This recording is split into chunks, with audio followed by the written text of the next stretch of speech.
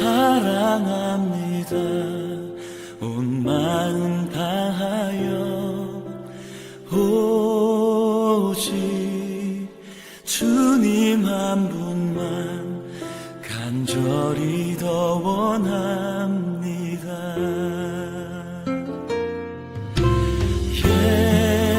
예수 사랑합니다. 사랑합니다. 온 마음 다하여 오직 주님 한 분만 간절히 더 원합니다. 넘쳐나네 넘쳐나네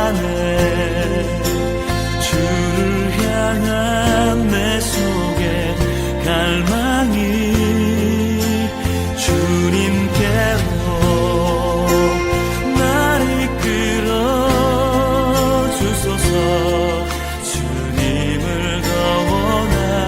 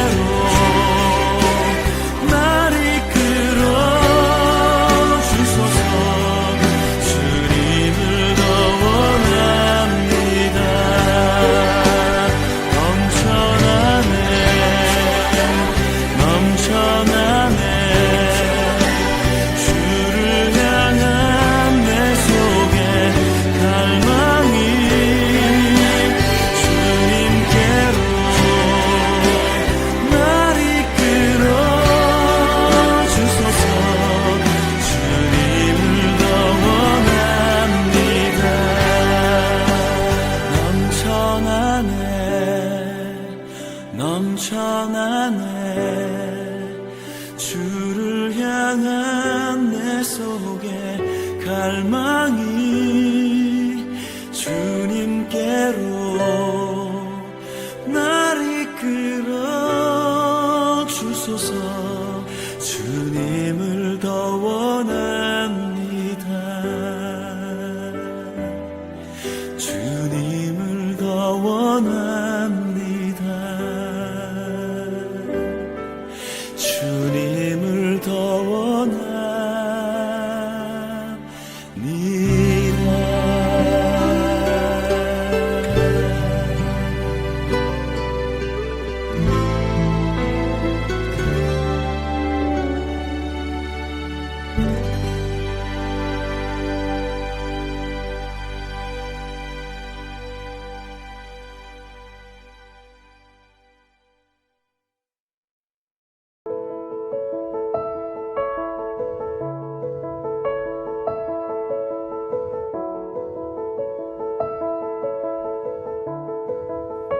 이것이 천지가 창조될 때에 하늘과 땅의 내력이니 여호와 하나님이 땅과 하늘을 만드시던 날에 여호와 하나님이 땅에 비를 내리지 아니하셨고 땅을 갈 사람도 없었으므로 들에는 초목이 아직 없었고 밭에는 채소가 나지 아니하였으며 안개만 땅에서 올라와 온 지면을 적셨더라. 여호와 하나님이 땅의 흙으로 사람을 지으시고 생기를 그 코에 불어넣으시니 사람이 생명이 되니라. 여호와 하나님이 동방의 에덴의 동산을 창설하시고 그 지으신 사람을 거기 두시니라. 여호와 하나님이 그 땅에서 보기에 아름답고 먹기에 좋은 나무가 나게 하시니 동산 가운데에는 생명나무와 선악을 알게 하는 나무도 있더라. 강이 에덴에서 흘러나와 동산을 적시고 거기서부터 갈라져 네 근원이 되었으니 첫째의 이름은 비손이라. 금이 있는 하윌라 온 땅을 둘렀으며 그 땅의 금은 순금이요 그곳에는 베델리엄과 호마노도 있으며 둘째 강의 이름은 기혼이라. 구스온 땅을 둘렀고 셋째 강의 이름은 hit데겔이라. 아수르 동쪽으로 흘렀으며 넷째 강은 유브라데더라. 여호와 하나님이 그 사람을 이끌어 에덴 동산에 두어 그것을 경작하며 지키게 하시고 여호와 하나님이 그 사람에게 명하여 이르시되 동산 각종 나무의 열매는 네가 임의로 먹되 선악을 알게 하는 나무의 열매는 먹지 말라. 내가 먹는 날에는 반드시 죽으리라 하시니라. 아멘. 할렐루야. 새벽을 깨워 하나님을 예배하는 성도님들에게 크신 은혜와 사랑이 함께 하시기를 기도합니다. 모두 잘 알다시피 1장과 2장은 모두 창조에 관한 말씀입니다. 그런데 1장이 창조의 전반적인 과정과 흐름에 맞춰졌다면 2장은 사람과 에덴 동산에 초점을 맞추고 있는 차이를 보입니다. 즉, 마치 영화에서 같은 상황을 다른 시각으로 묘사할 때 전혀 다른 이야기처럼 느껴지는 경우와 같은 것이죠. 2장의 말씀은 1장에 기록된 내용 중 몇 가지를 확대해서 추가로 설명합니다. 오늘 말씀의 첫 절이 이를 잘 표현하고 있지요. 4절은 이것이 천지가 창조될 때에 하늘과 땅의 내력이니 여호와 하나님이 땅과 하늘을 만드시던 날에라고 표현합니다. 다시 말해서 1장의 전반적인 창조에 대해서 특히나 하늘과 땅에 대해서 사람과 에덴 동산에 대해 집중적으로 이야기하고자 하는 것입니다.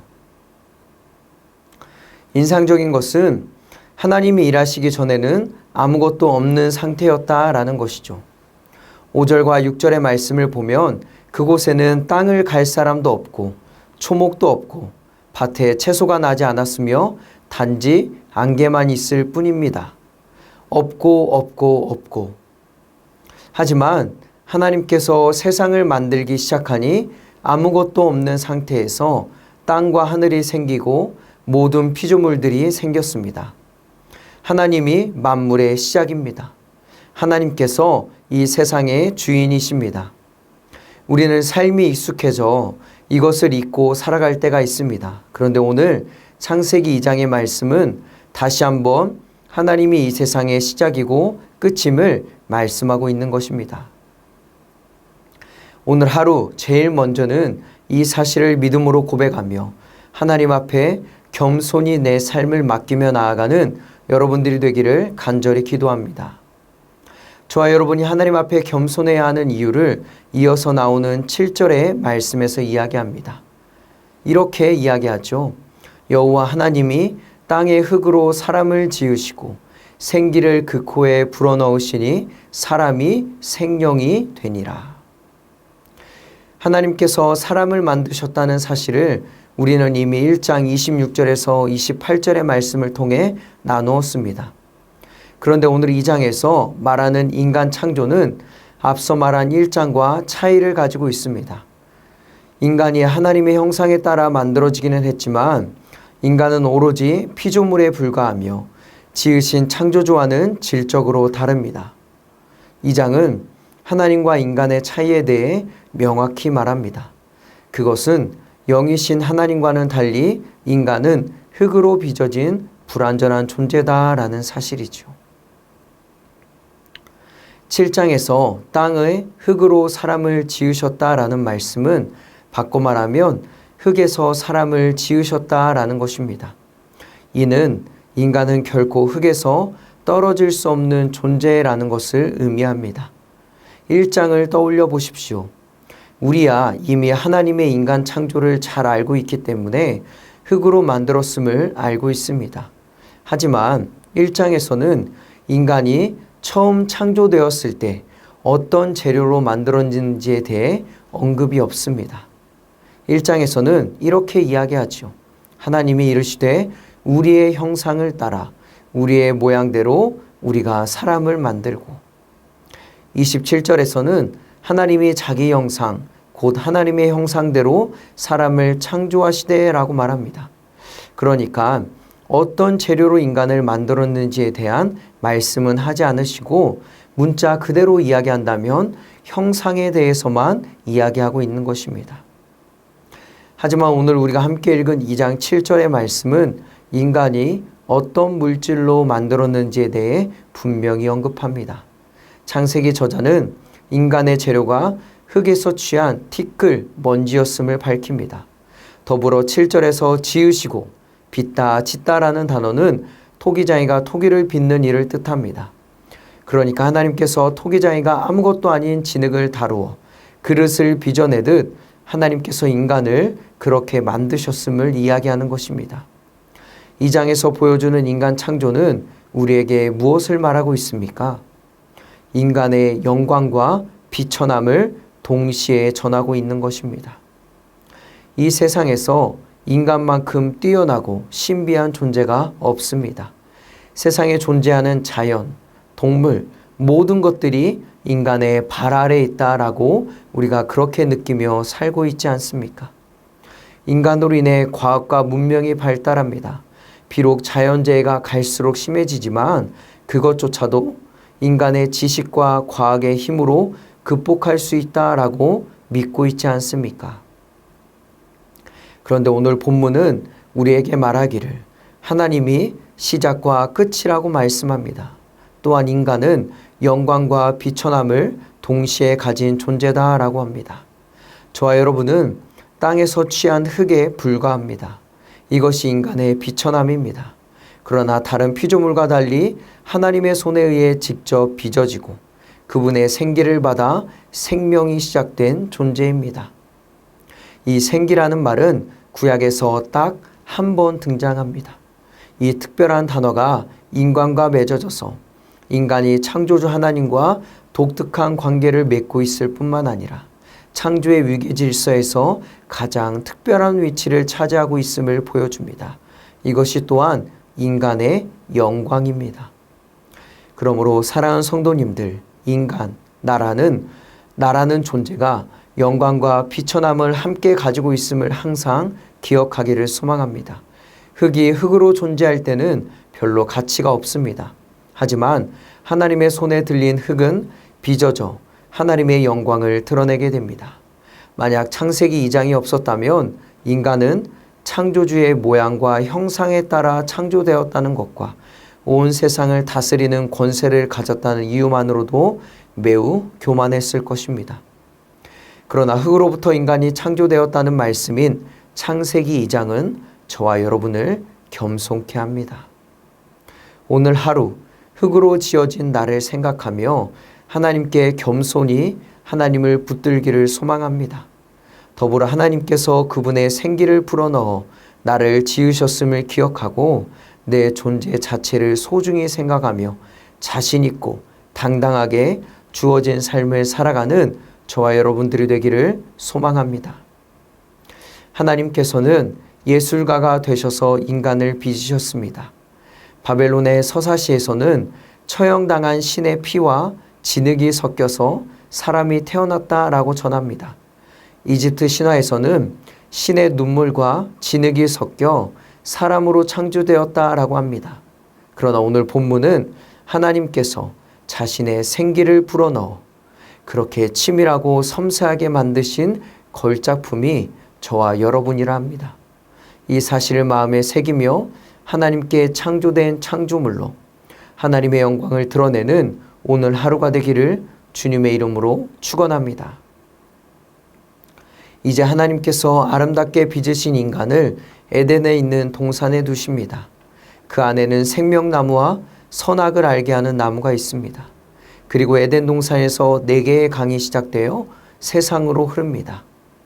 강의 위치를 보자면 티그리스, 유프라데스는 오늘날에도 있는 강들이기 때문에 그 위치를 쉽게 파악할 수 있습니다. 그러나 아직까지 비송강의 위치는 밝혀지지 않았습니다. 그런데 위치에 어찌되었든 넷은 완성을 상징하는 숫자입니다. 이 네 개의 강이 에덴 동산에서 흘러온 세상을 적셨다는 것은 이 세상의 모든 축복이 하나님의 동산에서 흐르고 시작됨을 이야기합니다. 이처럼 생명나무와 선악을 알게 하는 나무가 있고 세상을 향한 모든 축복의 근원인 에덴 동산에 하나님께서 인간을 두신 이유가 무엇일까요? 15절의 말씀을 보면 그곳을 경작하기 위해서다라고 이야기합니다. 하지만 여러분, 그보다 더 중요한 목적이 있습니다. 그것은 하나님께서 에덴 동산에서 당신의 형상, 당신의 생기를 넣은 인간을 두신 이유는 바로 인간과 교제하기 위해서였습니다. 하나님께서 두신 그 에덴 동산에서 하나님이 주시는 것을 공급받으며 하나님과 더불어 창조하신 이 땅을 다스리기를 원하셨다라는 것이죠. 그리고 그렇게 하기 위해서 하나님은 한 가지 제한점을 두십니다. 한계를 두시죠. 그것이 무엇입니까? 선악을 알게 하는 나무, 이 열매는 먹지 말라라고 이야기하는 것입니다. 먹는 날에는 반드시 죽으리라. 이 말씀을 읽을 때마다 사람들은 하나님을 원망합니다. 아니, 왜 눈앞에 저런 나무를 두셔서 흔들리게 하고 죄를 짓게 하느냐라는 것이죠. 하나님께서 이 선악을 알게 하는 나무를 두신 이유가 무엇일까요? 인간이 아무리 뛰어나고 창조세계의 높은 위치에 있다 하더라도 인간은 하나님의 명령과 말씀을 따라야 하는 존재, 제한점이 있는 존재임을 깨닫게 하기 위함입니다. 한계가 있다는 것이죠. 이것을 꼭 고백하고 깨닫는 자만이 에덴 동산에서 하나님이 공급하시는 것을 얻고 하나님을 예배하며 피조물로서 기쁨과 즐거움을 온전히 누리게 되는 것입니다. 그렇지 않으면 어떻게 됩니까? 하나님께 죄를 짓고 그 열매를 따먹어 에덴 동산에서 쫓겨나게 되는 것이죠. 이 세상에 많은 사람들이 창조주 하나님을 없인 여겨 스스로 에덴 동산에서 나와 삽니다. 그러나 우리는 기억해야 합니다. 하나님 안에 거하며 하나님께서 공급하시는 힘을 얻어 사는 사람이 축복의 사람이요 하나님이 기뻐하시는 삶입니다. 오늘 창세기 2장은 하나님이 인간을 창조하셨음을 다시 한번 상기시킵니다. 저와 여러분은 흙에서 나왔습니다. 비천함과 영광을 동시에 가지고 있는 존재입니다. 연약하지만 소중한 존재입니다. 이 사실을 기억하고 우리는 겸손히 하나님께 서야 합니다. 선과 악을 알게 하는 나무를 바라보며 우리에게는 제한점이 있고 한계가 있고 지켜야 될 하나님의 말씀이 있음을 떠올려야 합니다. 그래서 오늘도 에덴 동산에서 하나님이 공급하시는 힘과 능력으로 그분을 의지하며 살아야 합니다. 내 힘이 아니라 하나님의 말씀으로 싸워 승리해야 합니다. 그렇게 오늘 하루도 피조물의 삶을, 하나님의 자녀의 삶을 살아 하나님께 영광을 올려드리는 하루가 되기를 주님의 이름으로 간절히 축원합니다. 우리 함께 이 시간에 기도하기 원합니다. 첫 번째, 오늘 하루 겸손히 하나님께 내 삶을 맡기며 하나님이 주시는 힘과 능력으로 살게 하소서. 두 번째, 유년부, 초등부 성경학교 가운데 하나님의 큰 은혜가 있게 하시고 베데스다의 그 수련회 가운데 함께하여 주셔서 다음 세대를 축복하여 주소서. 우리 주님의 이름 한번 부르고 함께 기도하도록 하겠습니다.